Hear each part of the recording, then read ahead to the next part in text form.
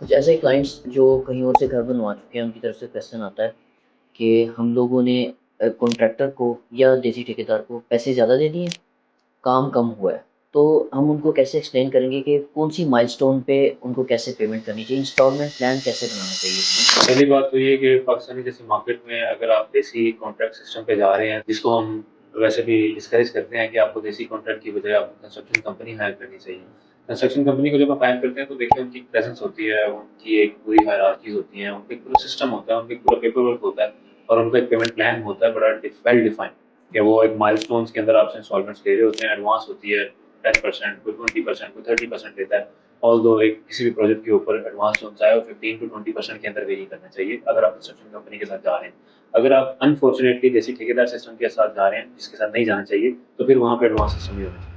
वहाँ पे बिल्कुल नहीं होना चाहिए क्योंकि यहाँ पे ट्रस्ट करना बड़ा मुश्किल है और 99% चांस होता है लोगों के साथ फ्रॉड होने का। कोशिश ये करें कि मिनिमम एडवांस के साथ कॉन्ट्रैक्टर को चलाएं और उसके साथ हर स्टेज के ऊपर अगर आप ग्रे स्ट्रक्चर कर रहे हैं चाहे 5 मरला चाहे 10 मरला चाहे एक नाला, आपकी सबसे पहले स्टेप होता है लेआउट मार्किंग, उसके बाद दूसरा स्टेप होता है एक्सकवेशन, उसके बाद तीसरा स्टेप होता है फाउंडेशन, चौथा स्टेप होता है प्लेस बीम या डीपीसी,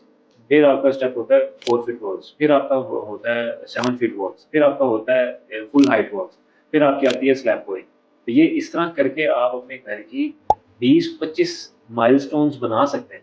जिस टाइमलाइंस बना सकते हैं। अगर आप बेसिक कॉन्ट्रैक्ट सिस्टम पे जा रहे हैं, मैं अभी एक कंपनी की बात नहीं कर रहा, क्योंकि कंपनी जो सी होती है उन्होंने आपको मैक्सिमम 9 से 10 स्टेजेस के ऊपर आपसे पेमेंट देनी है और उन्होंने आपका काम डिलीवर करके उन्होंने अगले कामों पे चले जाना है। तो जब आप बेसिक कॉन्ट्रैक्ट सिस्टम पे जा रहे हैं तो फिर आप कोशिश ये करें कि अपना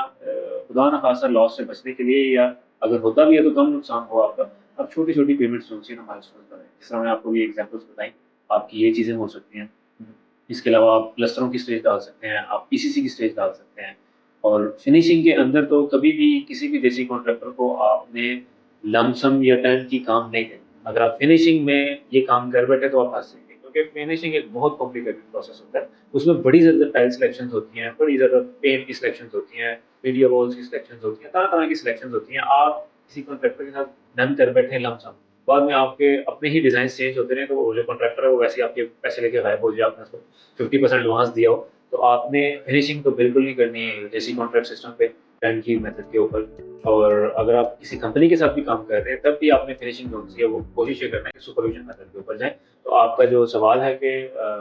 फ्रॉड से बचा कैसे जा सकता है, वो ये कुछ तरीक़ेकार हैं। इसके अलावा फिर एक प्रॉपर आपका अगर पेपर वर्क हुआ होगा तो मेरा नहीं ख्याल कि फ्रॉड, और तीसरी सबसे इम्पोर्टेंट चीज़ किसी को काम देने से पहले उसका जो प्रीवियस ट्रैक रिकॉर्ड है वो लाज़मी चेक करें।